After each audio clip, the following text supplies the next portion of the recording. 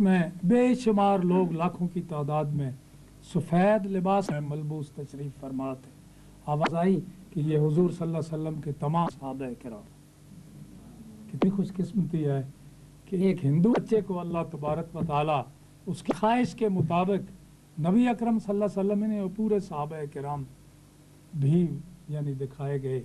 सामने इमारत नज़र आ रही थी, स्याह गिलाफ था, खाना काबा है, ये भी आवाज़ आई और बताया गया कि वो खाना काबा की दीवार के साथ पुश्त मुबारक लगाकर हुजूर सल्लल्लाहु अलैहि वसल्लम तशरीफ फरमा।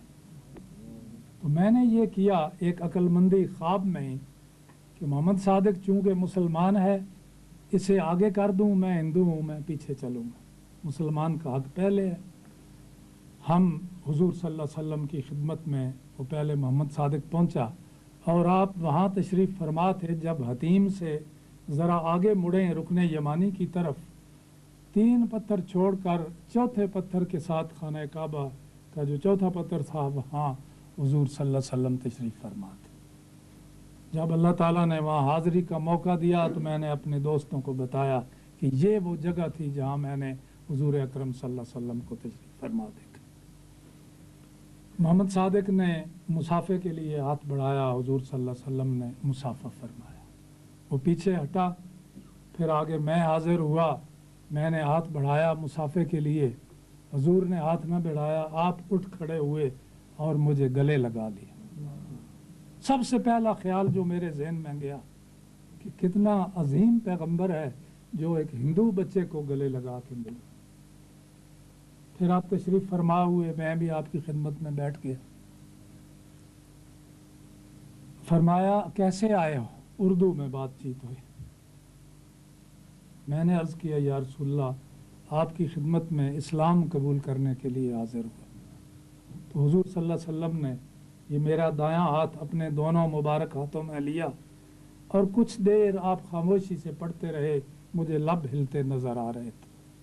पढ़ने के बाद फरमाया बेटा बस तुम अब से मुसलमान। मुझे बड़ी खुशी हुई ख्वाब में ही कि देखो मैंने इस्लाम भी कबूल किया तो साहिब इस्लाम के हाथ। ये बड़ी खुशकिस्मती है। मैं समझता हूँ अगर एक मुल्क की प्रेसिडेंटशिप मिल जाए उसमें वो खुशकिस्मती नहीं जो नबी अकरम सल्लल्लाहु अलैहि वसल्लम की ज़ियारत में। क्यों कि ये दुनियावी मर्तबे ये हमारी कब्र से पहले तक हैं, लेकिन ये हुजूर सल्लल्लाहु अलैहि वसल्लम से ताल्लुक़ ये कब्र में भी काम देगा, आखिरत में भी काम देगा और मग़फ़िरत का बाइस। तो मैंने वो मौलाना से जब स्कूल गए ज़िक्र किया और मौलाना के यानी यकीन बिल इस्लाम पे हैरान होता हूँ। उन्होंने कहा नहीं बेटा अभी कुछ और दुआ मांगे। फिर दुआ शुरू की, फिर 3-4 रोज़ बाद फिर भाई क़यामत आ गई है, दज्जाल आ गया है, तो इस तरह की वो भी लंबी चौड़ी ख्वाब है। दज्जाल ने मुझे मारा, मैं रो रहा था, एक आवाज़ आई इधर आओ। मैंने देखा तो नबी अकरम सल्लल्लाहु अलैहि वसल्लम तशरीफ़ फरमा और फरमाया मैं सिर्फ तुम्हारे लिए यहाँ आया हूँ, इस दज्जाल की बात ना मानना, ये तुम्हारा अब कुछ नहीं बिगाड़ सकता और मैं तुम्हारी कामयाबी के लिए दुआ कर रहा। बस हुजूर ने ये फरमाया और आप तशरीफ़ ले गए। ये बात है कोई 1 मार्च 1938 की। इस अगले सन के मार्च में मुझे इस्लाम कबूल किए निसफ सदी हो जाएगी, अब तो मैं भी पुराना मुसलमान।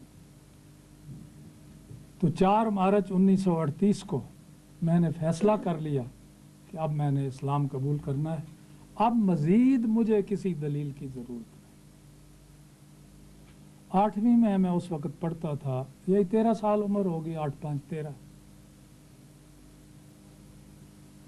वो किन मराहिल से गुज़रना पड़ा घर छोड़ते हुए वो मैं अब सारे नहीं बता सकता, वक्त कम है, असल मौजू रह जाएगा। तो मैंने 4 मार्च 1938 जुमे का रोज़ था, मुहर्रम की पहली थी, सन हिजरी का आगाज़ था। जुमे के वक्त मौलाना अब्दुर्रूस साहब के दस्ते मुबारक पर ज़ाहिरी तौर पर, बातनी तौर पर तो मैंने इस्लाम कबूल कर लिया था, ज़ाहिरी इस्लाम भी कबूल कर लिया। फिर वालिदैन को पता चला, मुकदमा ही चलना था। हिंदू अमीर लोग थे उस वक़्त, अगरचे हमारे इलाके में अकलियत में थे, लेकिन माशी बरतरी उन्हें हासिल थी। मुसलमान तो उनके मकरूज ही रहते थे। केस चलते रहे। उस वक़्त अंग्रेज़ की हुकूमत थी 1938 में। सबसे पहले ईसाई एसडीएम के पास मेरा केस गया। वालिदैन ने चंद मुसलमानों के नाम लिए। एक दोस्त यहाँ बैठे हैं, उनके वालिद थे सूबेदार खान जमान, एक मौलाना अब्दुर्रऊफ साहब और एक हाई स्कूल के हेडमास्टर मलिक मोहम्मद तुफैल साहब। हम पेश हुए एसडीएम की अदालत में। अंग्रेज़ था, मुझसे पूछा भाई किसने तुम्हें लालच दिया है या डराया है कि इस्लाम कबूल कर लो वरना मार डालेंगे। मैंने कहा जी मुझे किसी ने नहीं कहा, मैंने तो खुद इस्लाम की सदाकत को देखकर इस्लाम को कबूल किया है। कलमा आता है? मैंने कहा जी हाँ, सुनाया। तो जो अंग्रेज़ ने फैसला कर दिया कि ये ठीक है, आज़ाद है, जहाँ इसकी मर्ज़ी है रहे। वालिदैन नाकाम हो गए। फिर एक हिंदू सिविल जज था, उसके पास केस गया, उसने भी मेरे बयानात सुन के फैसला कर दिया। फिर एक सिख जय सिंह साहब ऑनरेरी मजिस्ट्रेट थे, उनके पास केस गया, उन्होंने भी बयानात सुन के फैसला कर दिया। और सबसे आखिर में सेशन जज जो मेरी बदकिस्मती के मुसलमान थे, उनके पास केस गया और उन्होंने 10,000 रुपया 1938 में लिया मेरे वालिदैन से कि 10,000 दे दो, बच्चा तुम्हारे सुपुर्द कर दो। हुआ, जज साहब ने अपना ईमान था ही कहाँ, अगर था भी तो वो 10,000 में फ़रोख्त कर दिया। जे अर्जा फरोख्त, कितना सस्ता मूल लिया और अल्लाह के बंदे ने। और सुना है कि वो अभी ज़िंदा हैं। अब मेरा जी है मैं किसी दिन उनकी खिदमत में हाज़िरी दूंगा। उनका नाम सर याद है? नाम याद है, वो शेख करम इलाई, शायद भेरा के रहने वाले थे, पर मैं ज़रा तहकीक करके उनसे मिलना चाहता हूँ।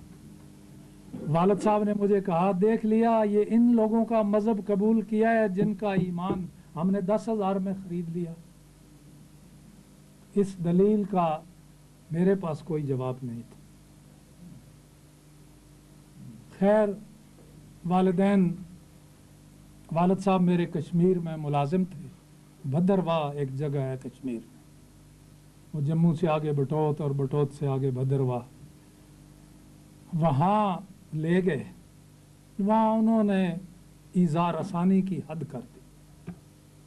लेकिन कोई ऐसी बात थी उस बचपन के दौर में, ये मेरे ज़मीर को गवारा ही नहीं था कि मैं कह दूँ मैं इस्लाम को छोड़ता। लेकिन इसमें मेरा कमाल नहीं था। ये बाद में मैंने जब इल्म दीन पढ़ा तो पता चला कि जिन लोगों ने नबी अकरम सल्लल्लाहु अलैहि वसल्लम की वसातत से इस्लाम कबूल किया है, वो बच्चे हों या बूढ़े हों या जवान हो या मर्द हो या औरत हो, वो हर कुर्बानी दे सकता है, लेकिन ईमान की कुर्बानी नहीं दे सकता। ये कमाल तो मेरे आका का था, मेरा तो इसमें कुछ भी नहीं था। एक दिन का एक वाक़या बताता हूँ। एक पंडित साहब को वालिद साहब ने बुलाया, भाई इसे तबलीग करो, समझाओ, नहीं समझदा तो आज मैं ऐसे कत्ल कर दूँ। वो पंडित साहब बातें करते रहे, इतराज़ वगैरह होते रहे, मैं जवाब देता रहा। मैं भी तो इतना उस वक्त पढ़ा हुआ नहीं था, बच्चा ही था। उन्हें वालिद साहब से कह दिया कि इसका दिमाग ख़राब हो चुका है, ये नहीं मानता। तो वालिद साहब ने कहा चलो सैर कर आए। पंडित साहब भी मैं भद्रवाह से बाहर निकल आए, कोई 3-4